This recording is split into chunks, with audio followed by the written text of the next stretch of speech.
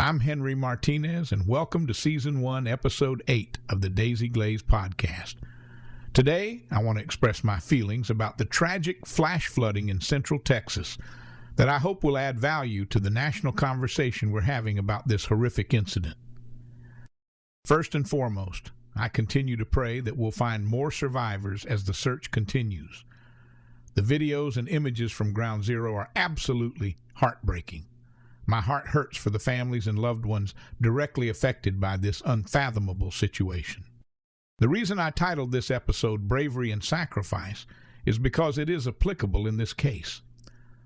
There was lots of both shown in response by emergency responders and everyday citizens who thought nothing of themselves while they rescued and saved as many people as they could.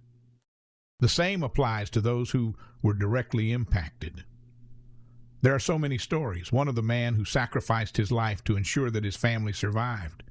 Other cases when those swept by the raging river tide hung onto trees and branches for hours until they were rescued. The will to survive cannot be underestimated.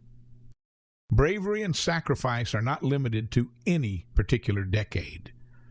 The focus of this season's podcast has been on the 1970s when I was growing up, and it existed then as well. Hurricanes, tornadoes, flooding, and other natural disasters happened then as they do now. I will say this: after every disaster, we grieved and mourned. And then we moved quickly to discuss how to minimize the impact to people and property the next time around. It wasn't a political discussion. It was a common sense discussion. Death and destruction doesn't discriminate among political parties.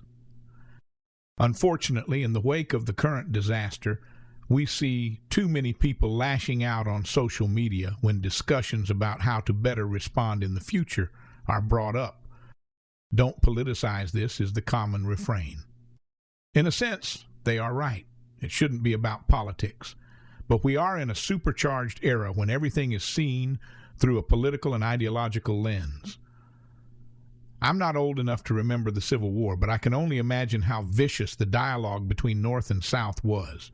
It led to a horrible, bloody conflict. We can't repeat history like that. What we need is to have honest conversations with common sense ruling the day. It's not out of bounds to ask, do we launch enough weather balloons so the forecasters have more data for better models? Should areas with flooding history invest in an emergency warning system? In the rush to cost efficiency, are we cutting to the bone to the detriment of emergency response to disasters such as this? Let's have a civil conversation if that's possible. I'll end with this. Back in the 70s, both ends of the political spectrum were where they belonged, on the fringes. Today, there are people who take delight in bringing the fringe into the mainstream. Elon Musk said recently that the 10% on both ends of the spectrum have outsized dominance on the political discourse of today. I actually would agree with that. Back in the 1970s, it was the middle 80 who ultimately decided the course of our nation.